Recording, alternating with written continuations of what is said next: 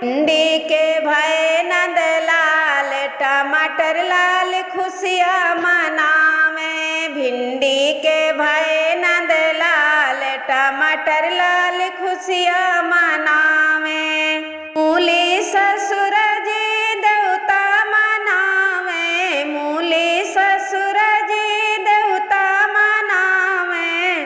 बैगन नेग चुकावे, टमाटर लाल खुशियाँ मनावे। बैगन नेग चुकावे, टमाटर लाल खुशियाँ मनावे। भिंडी के भय नंद लाल, टमाटर लाल खुशियाँ मनावे। भिंडी के भय नंद लाल, टमाटर लाल खुशियाँ मनावे। लौकी जेठान रानी पिसुआ पिसावई, लौकी जेठान रानी लुचुई पोवावई।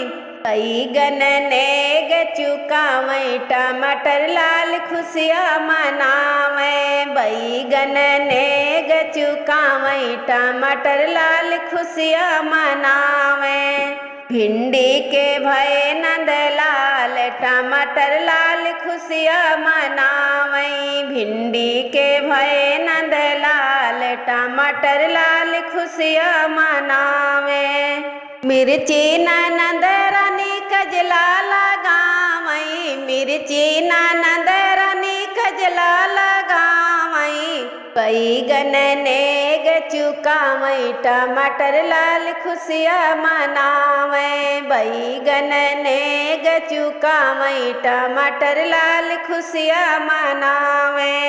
भिंडी के भय नंद लाल, टमाटर लाल खुशियाँ मनावे। भिंडी के भय नंद लाल, टमाटर लाल खुशियाँ मनावे।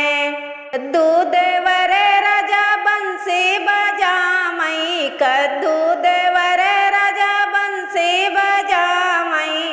आलू गोभी मंगल गावई, टमाटर लाल खुशियाँ मनावे। आलू गोभी मंगल गावई, टमाटर लाल खुशियाँ मनावे। भिंडी के भय नंद लाल, टमाटर लाल खुशियाँ मनावे। भिंडी के भय नंद लाल, टमाटर लाल खुशियाँ मनावे। भिंडी के भय नंद लाल, टमाटर लाल खुशियाँ मनावे।